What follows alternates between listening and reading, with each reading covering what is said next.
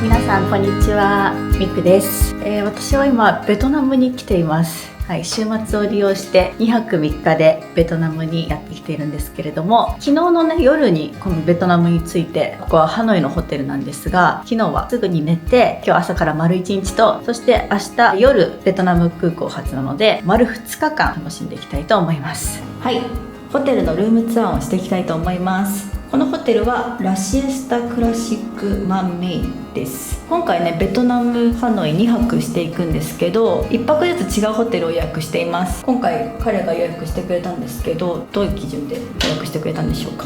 なんかベトナムはそもそもなんか5つ星のホテルがすごく他の国に比べたらお安く泊まれるっていうところで、いいホテル泊まろうと思ったんですけど、初日は本当夜中に到着する便だったので、そうだね、ホテルをそんなに楽しめないよね。そう滞在時間も少ないので、立地が良くて、それでも4つ星のホテルを予約してみました。僕ら取った時のタイミングが悪かったんでちょっと高くなっちゃったんですけど、普段は1万円台前半とか、運良ければ9000円台とかもあるようなホテルらしいです。ここですか。はい。今回私たちが泊まったのはデラックスルームというお部屋です。クローゼットの中にねちゃんとスリッパあるんですよね。このビーチサンダルタイプのスリッパ、あとはこちらミニバー、この辺の奥のお菓子だったりとか、ドリンクはね有料になります。そして広い、部屋がね広いんですよ。すごく真ん中にキングサイズぐらいのベッドがあって、ソファー、そしてデスクですね。で奥に行くとバスルームなんですけど、じゃじゃん、バスルームもねとっても広くて綺麗なんです。大きなねバスタブがあったり、あとはシャワー室、そして奥にトイレですね。で洗面台も2ボールタイプで、あとアメニティもねちゃんと揃ってて、歯ブラシとか、あと櫛、綿棒とかもありますね。で窓からはベトナムハノイの街並みを見ることができます。でもこの辺はもう本当旧市街地の真横なので、ちょっと出歩くだけで有名なベトナムコーヒーのお店だったりとか、バーインミーのお店だったりとか、旅行ガイド本に載ってるもう有名どころのお店が本当全部徒歩圏内でそうなんだ、行けるような場所にあります。はい、すごくいいホテルです。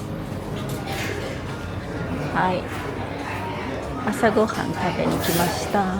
揚げ小籠包みたいなやつとチーズペンネポークシチュー、ピラフと野菜、蒸し野菜とソーセージとベーコン、あとはシーフードスープ、おかゆに付け合わせとパンケーキ、デザートフルーツ、ドラゴンフルーツ、グアバもあるの。あとはサラダバーですね。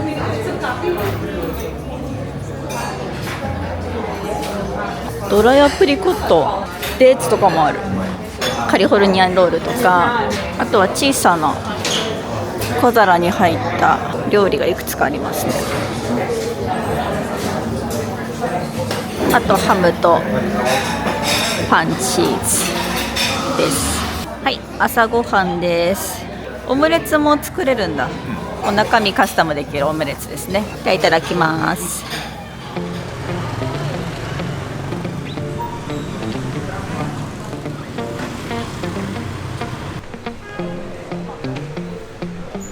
朝食を食べて近くにある有名なエッグコーヒーのお店に行きます。エッグコーヒー発祥のお店って書いてあった。エッグコーヒー発祥のお店、最高じゃん。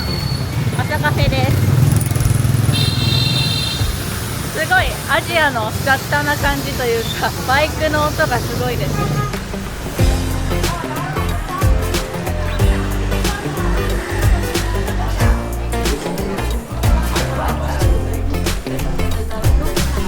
エッグコーヒー、エッグココアもある。いっぱいあるね。エッグバナナ、エッグマッチョ、エッグマッチョ、ホットかアイスかじゃない。そうね、暑いからアイス食べたいし。じゃあこれがエッグコーヒーオリジナルのやつだね、一番メジャーなやつ。で私はちょっと変わり種のエッグココア with ココナッツ。ココアの上になんかエッグのこのフォームがあって、これ多分ココナッツフレークだよね。いただきます。すごい、なんかさ、ダルゴナコーヒーを思い出すんだ。あ、そうそうそう、それを言いたかったよ。あれは白身でしょ。あ、そうだったかな。これはね、多分黄身なんだよ。エッグコーヒーは濃厚なコーヒーに卵黄とコンデンスミルクを泡立てたクリームだって。あ、これ卵黄とコンデンスミルクなんだ。絶対美味しいじゃん。これ食べてみる。美味しい。何これ、バニラカスタードクリーム。だけどちょっとプリン味があるってことだよね。飲むティラミスだって。うまい。めっちゃうまい。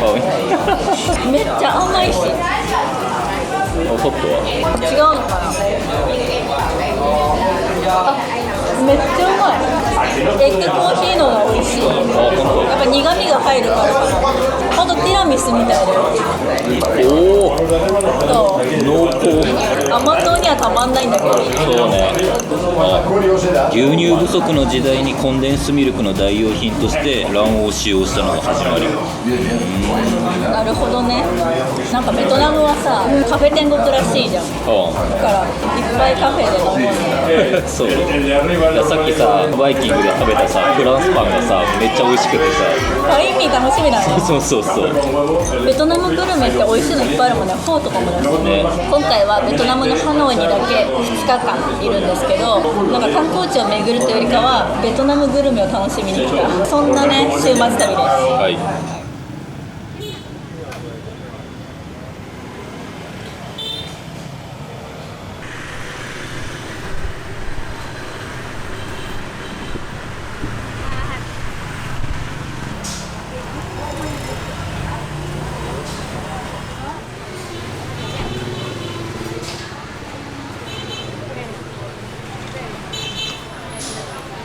バインミー25来ました。いっぱいあるよ。シグネチャーがいいんじゃない？クリスピーポーク美味しそう。これ、ナンバー2にする？ここの入り口でテイクアウトすることもできるし、イートインもね可能みたいです。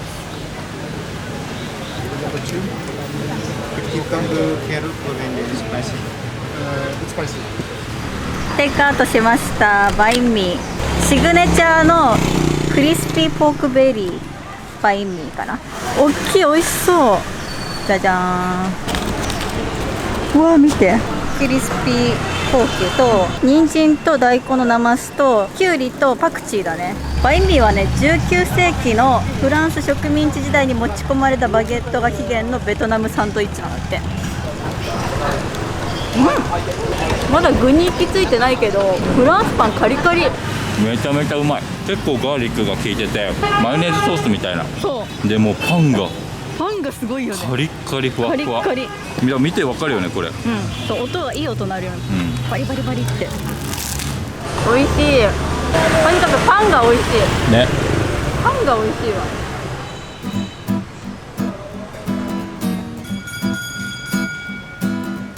はい、ということでベトナムハノイ丸2日間これから楽しんでいこうかなと思うんですけれども、今回のベトナム旅行はトリファさんとのタイアップで動画をお届けしたいと思います。去年イギリスロンドンの旅行 Vlog でもトリファさんとタイアップさせていただいて、たくさんの方に見ていただくことができてとっても好評だったということで、今年もまたトリファさんと一緒にお仕事させていただくことになりました。皆さんはトリファという海外 eSIM アプリご存知でしょうか？私はね、ここ数年たくさん海外旅行に行ってるんですけれども、ここ最近は本当に毎回このトリファの eSIM を利用させていただいています。はい、こんな感じで今回ベトナムなんですけど、イギリス、アメリカ、フィンランド、スイス、タイ、ドイツなどアジアからヨーロッパ圏、そしてアメリカまでいつもこのトリファの eSIM にお世話になっています。なので本当に私が自信を持っておすすめする eSIM になっていますので、少しお時間いただいてトリファの eSIM についてご説明させていただきたいなと思います。今まで海外旅行行った時は空港でポケット Wi-Fi を借りたこともあるし、あとは現地で物理 SIM を買って使ったことがあります。ですがトリファに出会ってからはもう本当にトリファの eSIM 一択になりました。このトリファの eSIM は現地についてすぐにインターネットに接続できるというのが大きなメリットとなっています。なので今回も空港に飛行機が着いて、ここから先はインターネットをつなげても大丈夫ですよっていうアナウンスがあったと同時にトリファの eSIM をオンにしてすぐにねインターネットを利用することができました。トリファは利用方法もすごく簡単です。アプリ内にインストール手順が分かりやすく書いてあるので、それをね画像で保存して、こういう感じでこの画像を見ながらインストールしていけばは簡単に設定できるので、初めて eSIM を利用する方にも優しい設計になっています。そしてトリファの eSIM はいくつかの質問に答えるだけでその人に合ったプランを教えてくれますし、データの残量もねアプリ内で簡単に見ることができます。私はこれ無制限プランを今回利用しているので、ここからゲージが減っていくことはないんですが、無制限プランじゃない時はどんどんこのねデータのこの青色のゲージが減っていくので、もし途中で足りなくなってしまったら追加でねすぐに購入することもできます。あとは通信環境などのトラブルがあった際も、トリファは日系の企業なので日本語のチャットでやり取りすることができますし、24時間サポート体制が整っています。実際には今までトリファ使ってきてそういう通信トラブルなどはなかったので、チャットとか利用したことがないんですけど、そういうのがあるっていうだけで海外旅行行く時にとっても安心感があると思います。あとは eSIM まとめ買い&譲渡機能というのがありまして、家族や友人などと複数で旅行する時に1人がまとめて買ってそのグループ内でシェアできる機能もあります。さらにね複数購入割引なんかもあるのでとってもお得だと思います。そして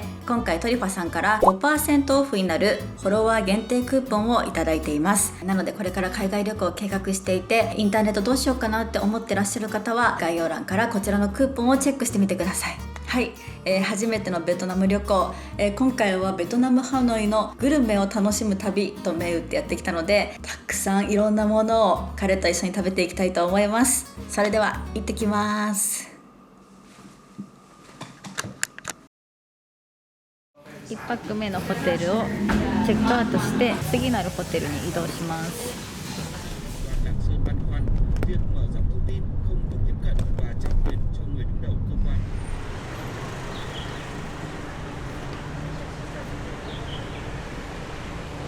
私たちは今ソフィティルレジェンドメトロポールハノイというホテルに来ています。ここはね5つ星のホテルでハノイを代表する高級ホテルなんですけど、この5つ星ホテルも、他の国に比べれば手頃な価格で泊まることができるということで、せっかくなのでこちらのホテルに泊まることにしました。で今チェックイン待ちしてて、ウェルカムドリンク、こちらサンセットハノイノンアルコールのカクテルいただいています。プールサイドで気持ちいいね。でこのホテルになんかこうチェックインしようとした時に当たりましたみたいな当たりましたとってもラッキーなお客様ですみたいなこと言われて、いきなりこのバラの花束もいただきました。すごくない？なんでだろうね。いやなんか俺がいつも使ってるホテル予約サイトみたいなのあって、でそこのなんか特別プログラムみたいなものがあって、それになんか当選しましたみたいなあとチェックインできるまで1時間ぐらいかなね。なのでちょっとここでモクテル飲みながらゆっくりするか、近くでなんかお昼食べるか、とりあえず気持ちいいねここが、ね。楽しみ、ここでのホテルステイが。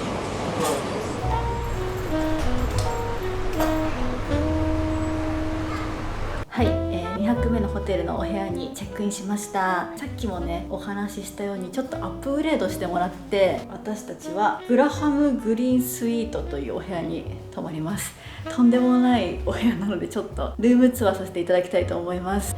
まずは部屋に入ってすぐ目の前にコチョウランとパーテーションが置かれてて、でそして中に入るとこちらリビングルームですね。ソファー、そしてテレビ、奥にはダイニングテーブルがあります。でこれがさっきいただいたバラの花束、そしてウェルカムデザートでこちらカヌレかな、小さなカヌレとフルーツ、ドライマンゴーも入ってる、美味しそう。そして小さな箱にこちらチョコレートが4種類入ってます。はい、こちらのウェルカムフルーツ&デザートセットでしょ。でここにねミニバーがあって、見てよ、お茶がねいろんな種類あるの。グリーンティー、ブラックティー、ハーブティーでしょ。はい、こういう感じで入ってて、でもちろんコーヒーのねセットもあります。これはお水かな、お水がこんな可愛い袋に入ってます。冷蔵庫の中にもアルコールからソフトドリンクまでいろいろ入ってます。こちらトイレ、そして奥、こちらがベッドルームです。広すぎる。奥にデスクがありますね。窓の外の景色すごく綺麗です。緑でいっぱいで、こちらクローゼットの中に金庫とかバスローブ、なんかシルクの感じ、すごい素敵。スリッパ置かれてます。サンダルも置いてありました。でこちらバスルーム、2ボールタイプの洗面台があり、ヘアブラシ、こコームタイプじゃなくてこのタイプのものめっちゃ嬉しい。と奥にねミストスプレーも置いてありました。であと歯ブラシとこの辺にシャワーキャップとかシェービングキットとかあと綿棒とかいろいろ入ってますね。でこのバスルームのアメニティが全部ディップティックなのも嬉しい。ハンド&ボディローションもディップティックです。でこちら左奥にもう一つトイレがあって、そして右奥にこちらシャワーブース、シャンプーとかも全部ディップティックです。そして奥にバスタブあります。でここ窓からもちらっと緑が見えます。バスソルトもある。嬉しい。2種類ありますね。いやちょっとすごすぎるね。すごいね。すごい。一泊じゃもったいないぐらいすごいお部屋に、泊まることになりました。明日の14時までここで過ごせるということなので、ホテルステイを楽しみながらもベトナムのローカルグルメ食べていきたいと思います。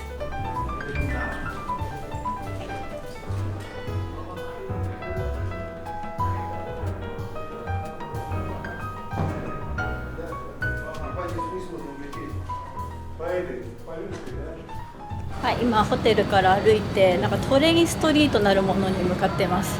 そこはねなんかベトナムハノイとか調べるとよく間近でこう列車がブワーって通るカフェが連なってる通りです。トレインストリートにその電車が来る時間ってなんか割と決まってるらしくて、休日はね昼間も走るらしいんですけど平日は夜なんだって。今ちょうど3時前なので3時半と4時半ぐらいに電車が通る時間帯を目指して向かっています。これがホアンキエム湖だ。大きいね。大きい。すごい雰囲気ある大きな湖です。この辺はすごく道も広くて休日だからかなんか歩行天になってて歩きやすいです。いやそれにしても暑い。今37度ぐらいあるんじゃないでしょうか。じわじわと汗かきます。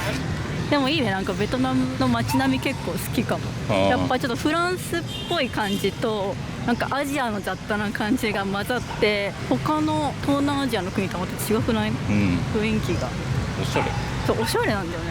あとなんか欧米系の人がめちゃめちゃ多くて、逆にアジア系を見ないからなんかそれはそれでちょっと不思議な感じ。ほんとそうだね。であとなんか他のさアジアの国の料理って結構さ油っぽい感じの料理とかさ、そういうの多くてもそれもすっごい美味しいんだけど、なんかベトナムはフォーとか米粉の感じとかさバインミーにもいっぱい野菜が入っててすごいヘルシー。そうね、確かに。そうだからやっぱ胃もたれがないかも。たくさん食べてでもまだ食べれてないからフォーとあとなんだっけブンチャー早く食べたい。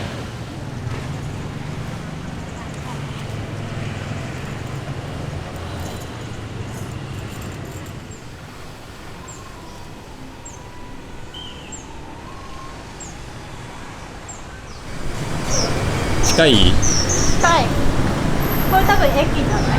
あね。もうすぐです。だからその線路沿いのどれかしらのカフェのテラス席を取れさえすれば間近で通るの見れるはず。トレインストリート来た。すごい本当に線路沿いです。なんか多分客引きの人にまんまと連れてこられたカフェで、でももう来るって。もう来んの？もう来るっぽい。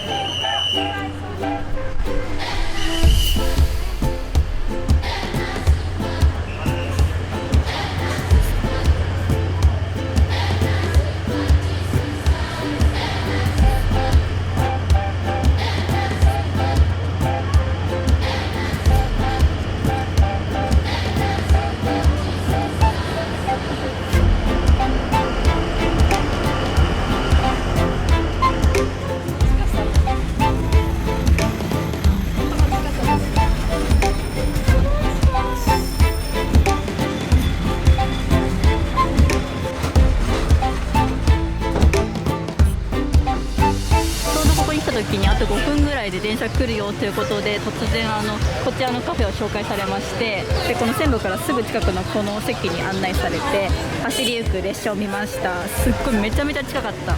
近すぎてなんか怖かったぐらいなんですけど、で列車が走り終わった後はみんながこういう感じで線路に出て写真を撮ったりカフェを楽しんだりしています。面白いです、ね、結構思った以上に危なかったっていう。思った以上に近すぎて手出したら本当にもう持ってかれるぐらい危なくて、これぐらい本当にでなんか列車から漏れ出るなんか水みたいなまあいろいろ考えたくないよな。そう飛んでくるぐらいの近さで、でも確かに近くで列車見ることないから面白い経験ではあったよね。でも確かにここはたくさん人が来るんだろうなって面白いスポットです、はい。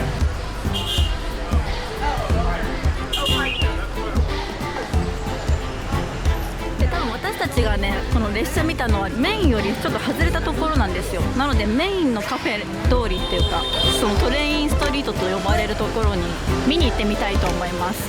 でなんかネットの情報だと週末は3時半と4時半だったんですけど、私たちが着いたのが3時11分で列車が来たのが3時15分でした。3時半っていうのは大体の目安なので、確実に見たいときはまあ30分から40分前ぐらいに来ないといけないみたいですね。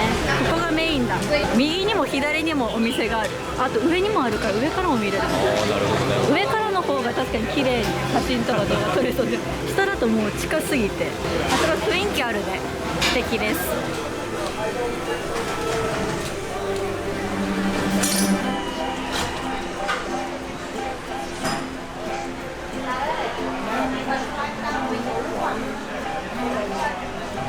トレインストリートからちょっとお腹空いたのでブンチャー食べに行きたいんですけど、ちょっと遠いので、これなんだろう、トゥクトゥクみたいなやつ人力車みたいなのに乗っています。おじさんが後ろから押してくれています。どれぐらいの値段で行けるのでしょうか。まあまあそんなめちゃくちゃじゃないでしょ。ではレッツゴーブンチャーまで。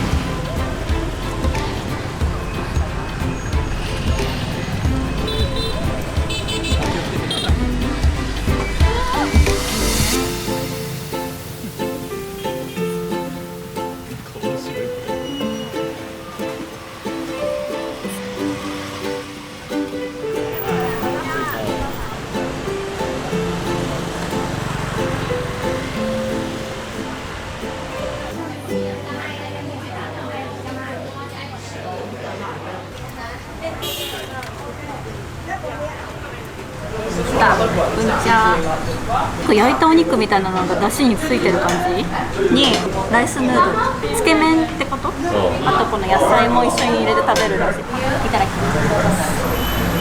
こういうこと？めっちゃ好き。これが結構甘く味付けされた肉で、だしと相まってすんごい美味しい。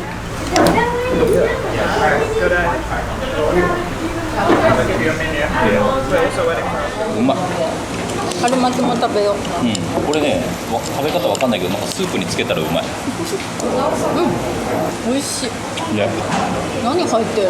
豚肉と春雨と椎茸っぽい味もする。じゃあめっちゃ美味しい。このそうめんみたいなさ、さっぱり麺だからさ、結構食べるのスリスリ。ニンニク入れてみよう。全然違う、ね、味にパンチが出て美味しい。ブンチャーめっちゃ美味しいです。もう一回食べて帰りたいな。ね、別の店も行ってみていいんじゃない？ね、美味しい。マジで美味しい。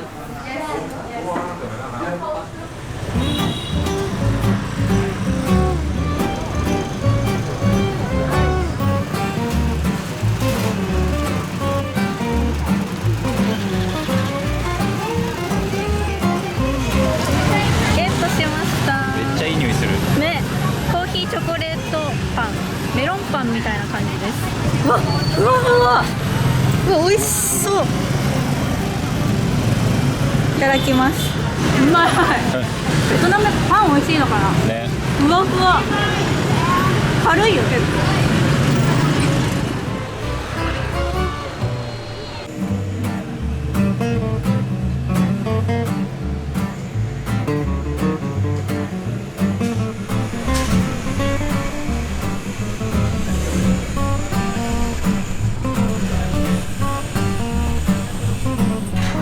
カフェでココナッツコーヒーアイスですとベトナムアメリカンコーヒー。うまい。うまい。ココナッツアイスアフォガードみたいな。暑いからこういうスムージーみたいなやつがしみるわ。すごいハノイだけならさ、丸々2日あれば大満足だよ。そうね。他にもなんだろう、なんだっけ、あるよね、ちょっと遠出して、ハロン湾とか、なんかばっちゃんっていう焼き物の村みたいなのを車とかで行けば行けるんですけど、なんかさ、ベトナム美味しいもの多いじゃん。ベトナム料理ってさ、日本人馴染みがあるしさ、週末にご飯だけ食べに来るみたいなさ。いや、そう、週末ちょっと来て、結構遠いけどね、5時間6時間かかるけど、ちょっといいホテル取ってこの辺のローカルフードを食べながらフレンチのコース食べれたりするお店もいっぱいあるから、結構いいんじゃねと思うけどね。でも本当グルメ食べに最高じゃない、ベトナムは。一旦ホテルに戻って着替えてからナイトマーケットに行きます。7時から始まってるらしいんですけど、屋台飯っていうのかな、焼き鳥みたいな串焼きが有名だったりするので、そういうのを食べてブラブラしたいと思います。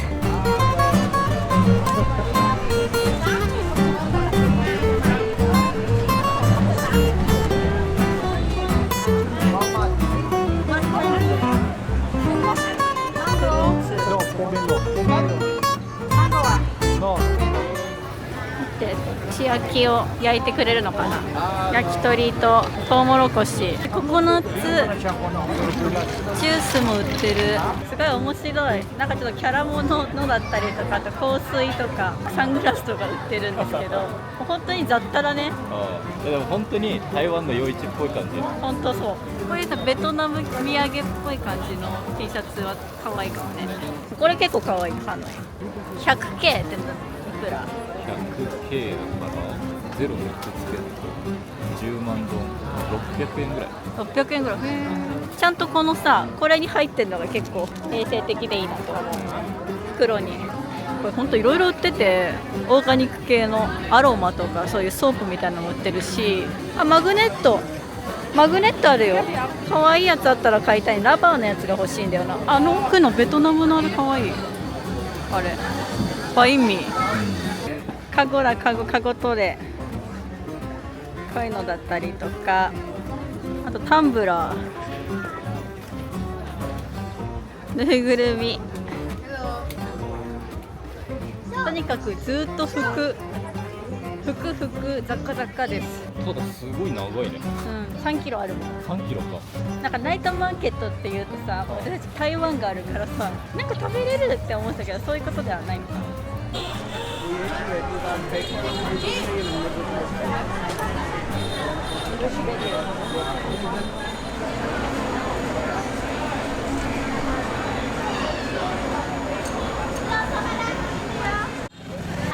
ナイトマーケットから移動してビールストリートにやってきました。道端のテラスでベトナムビールとスプライトです。いただきます。乾杯。来ました。これはグリルチキン、美味しそう。これ何？僕はなんかおすすめされたエビと天ぷらみたいな、すり身みたいなやつじゃないかな。なんだこれ？芋？なんかこのタレにつけて食べる。なんかエビの味がすごい。いただきます。美味しい。オープン居酒屋だね。いや、なぜか道路の方を見させられるっていう。なんか夜フォー食べようかなって思ったんですけど、昼ブンチャー食べたので米粉麺になっちゃうから、ちょうどいいかもね、こういう屋台系。結構美味しいよ。ね。これ下の何これ？いや、なんか味が分かんないんだよね。チャーハン。写真と全然違うんですか？なんかね、ベトナムキムチついてるって書いてあったけど、これだ。入ってる。何ベトナムキムチって？高菜みたいな。魚です。魚なんだ、ベトナムキムチって。わかんない。味は魚。魚だよね。魚チャーハン。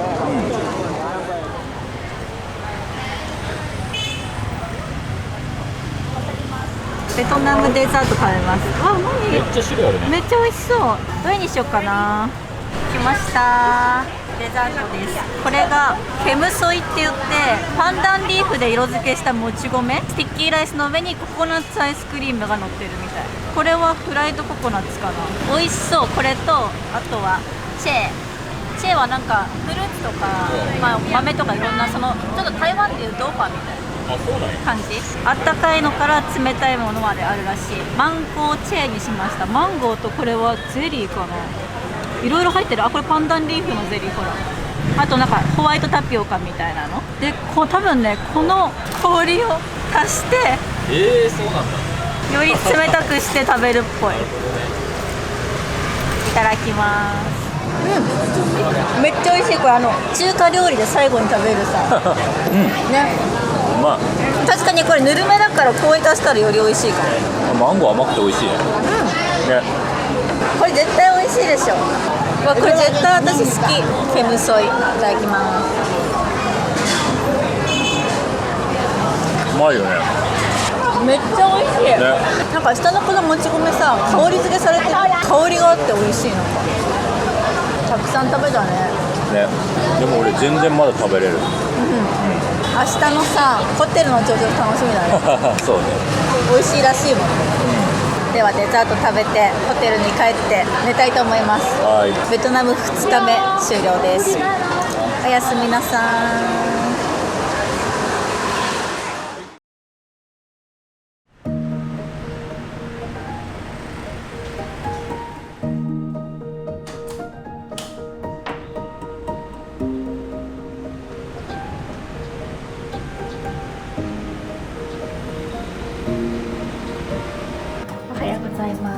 ベトナム最終日の朝です。今は朝の8時。これから朝ごはん食べに行ってきます。楽しみ。どんなラインナップがあるか皆さんにもお見せしていきたいと思います。すごい広い朝食会場。これ大根餅かな。これは生春巻きだね。あとこれはサラダ。サラダ。ふかしたお芋、トウモロコシ、ミニバインミーあるよ。あとこれ何？ライスケークだ。こちらサラダブース。ハムとかチーズもいっぱい。盛り方が綺麗だね。マグロ、スモーク一つなのって。うまそう。美味しそう。あとこっちパンもいっぱいあります。クロワッサン、デニッシュ。どっちもそうじゃない？チーズ。美味しそう。クロワッサンで。うまそう。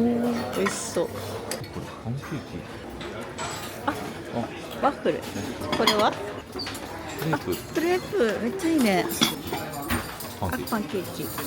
あと奥にパン、蒸し野菜、きのこソテー、グリルトマト、ポテト、ソーセージ、ハム、目玉焼きとかオムレツも作ってもらいます。この辺が卵と豆のね。俺これ好きなの。煮込み。ここでこう作ってもらえる。めっちゃすごい。お肉もいろんなのから選べるんだ。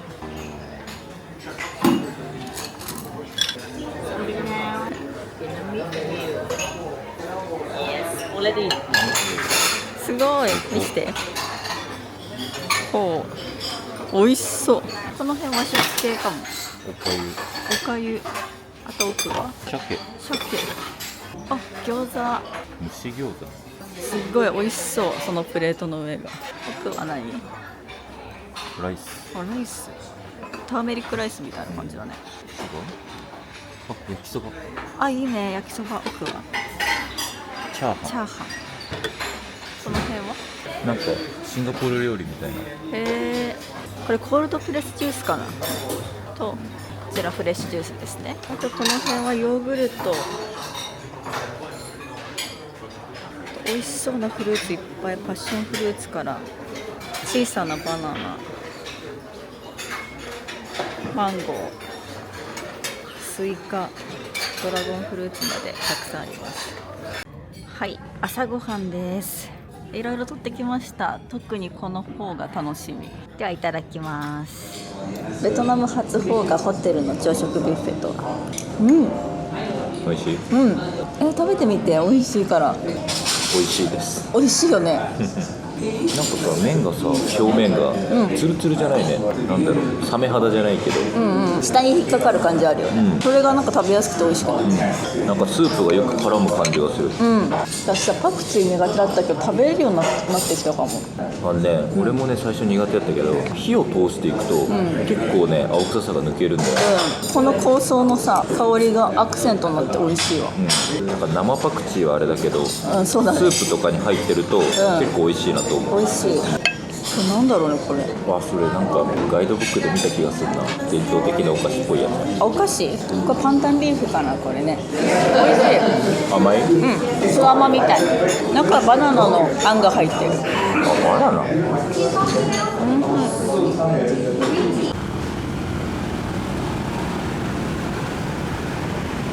ホテル朝食食べてゆっくり過ごしてからお腹空いたのでちょっと昼食をね食べに向かいたいと思います。ホテルの近くにあるフォーもしくはブンチャを食べたいんだけど。ブンチャーかな。そうだね、朝フォー食べたしね。ここはねオバマ大統領が来たということで、本当だ。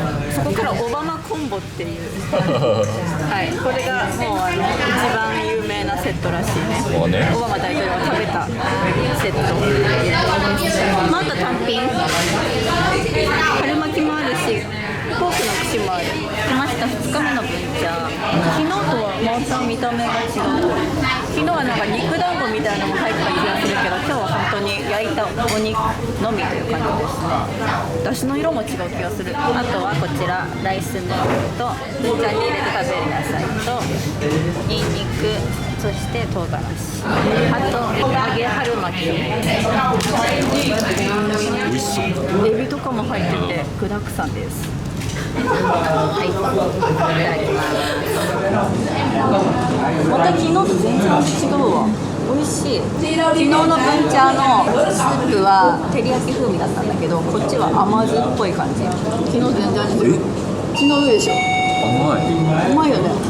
お肉が香ばしさがあって美味しい。店によって味付けが結構違うのも面白い。ね。食べ比べの甲斐ある。昨日のとどっちが好き？スープの味付けは昨日の。肉の味付けはここ。分かる。そうそうそうそう。いただきます。美味しそう。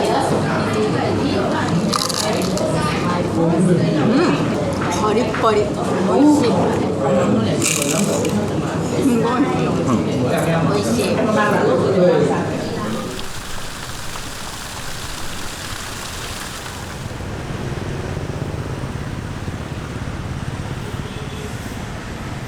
昨日夜食べたケムソイが美味しかったので、もう一回食べてから帰りたいと思います。ここのはアイスが3玉乗ってる。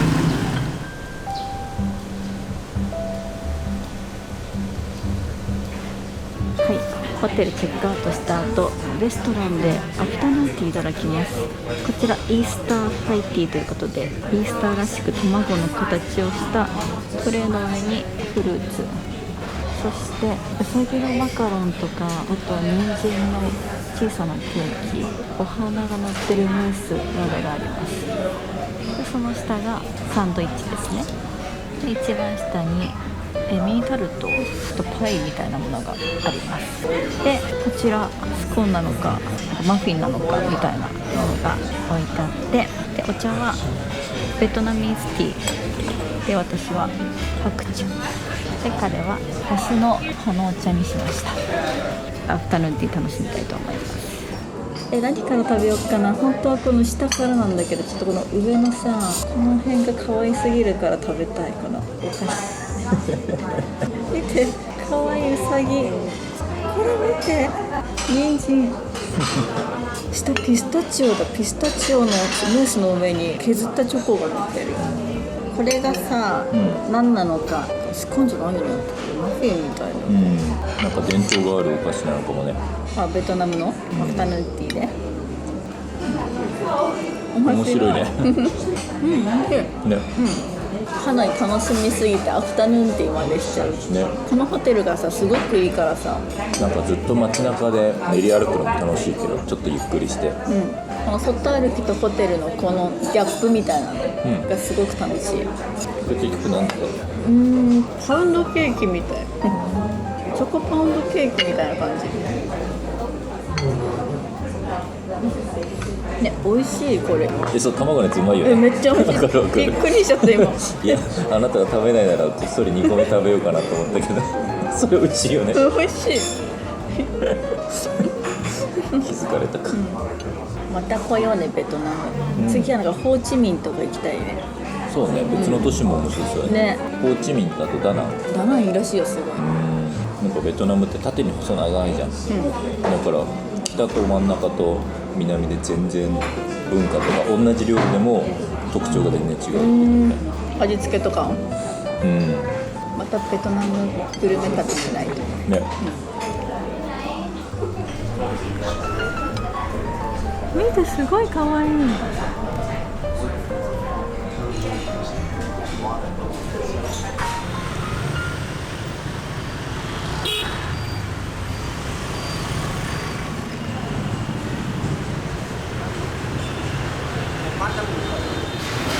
帰国前にフォーを食べて帰ります。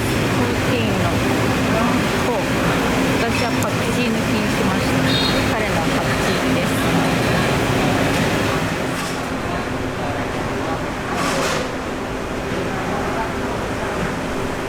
メニューは一つだけだから入り口でお金を払って着席、すぐ来た。1分ぐらいで来たね。いただきます。いただきます。うわ、もうめっちゃうまい。あ、やばい。めっちゃうまい。うわ、これマジでうまい。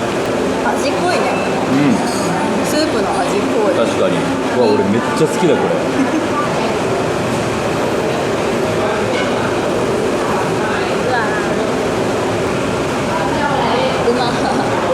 ガツンと系フォーじゃない。これは航海の二郎だね。二郎系フォー。ガツンとってこと。ガツンと。確かに。ニンニクが効いてるからね。ネギたっぷりで、お肉もしっかり食べ応えがあって、美味し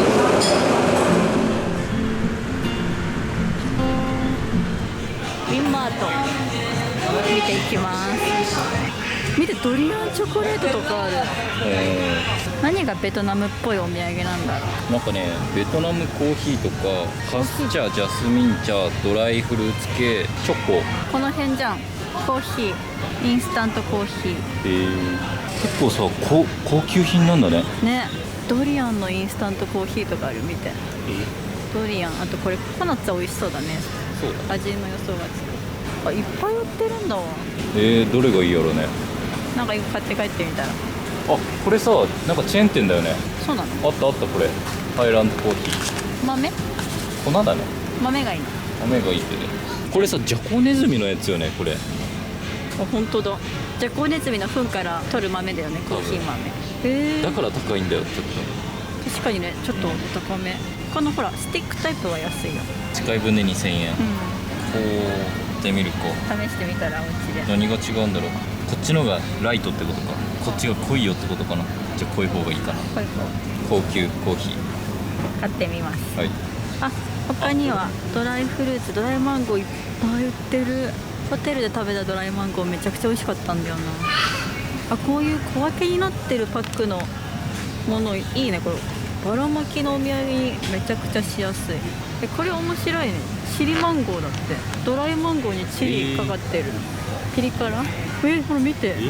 食べてみようよ。これ買ってみるか。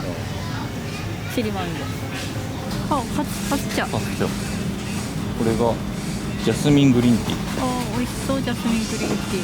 この辺もベトナムティーだ。これはグリーンティー with パッションフルーツ。美味しそう。でももううちにはお茶がいっぱいあるのよ。確かに。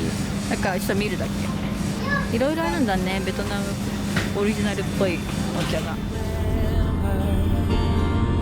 We were leaving in September when red and gold paint the sky.